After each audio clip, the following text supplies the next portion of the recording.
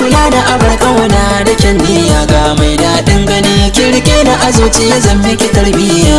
Kar da ka yada ni ka kula da abun fahari da kyan niyya, ni zan maka magani ka rike da a zuciya ne maka lalayya.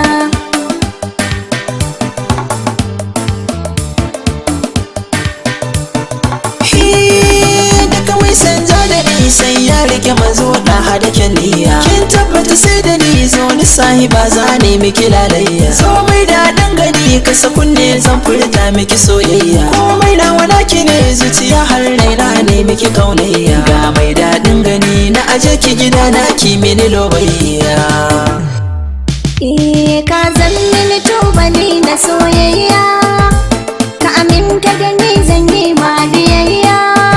Ni na yarda da kai kadai zan tarayya, zo mai kyan aje karmi yi warayya. Zan yi maka tallafi a ga zamani mai sona da soyayya.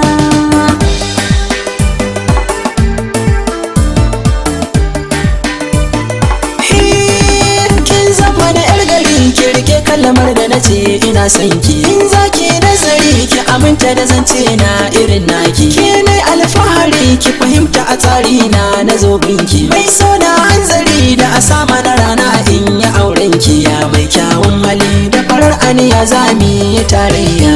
Kar da ka yada ni ka kula da abun fahari da kyan niyya, ni zan maka magani ka rike na zuciya ne maka lalayya.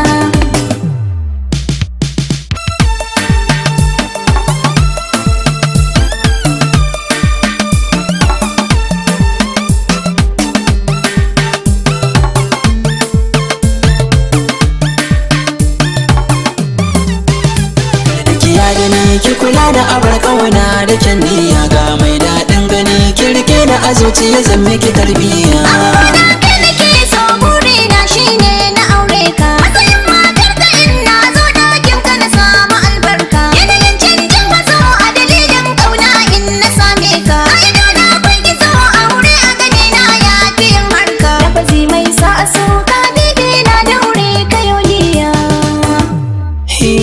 Ke ce zinariyar su 'yan mata, ko na ce tauraruwa kin musirata.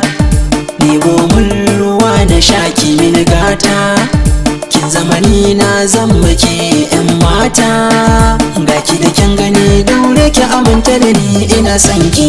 Kar da ka yada ni ka kula da abun fahari da kyan niyya, ga mai daɗin gani ki rike da a zuciya zan miki tarbiyya.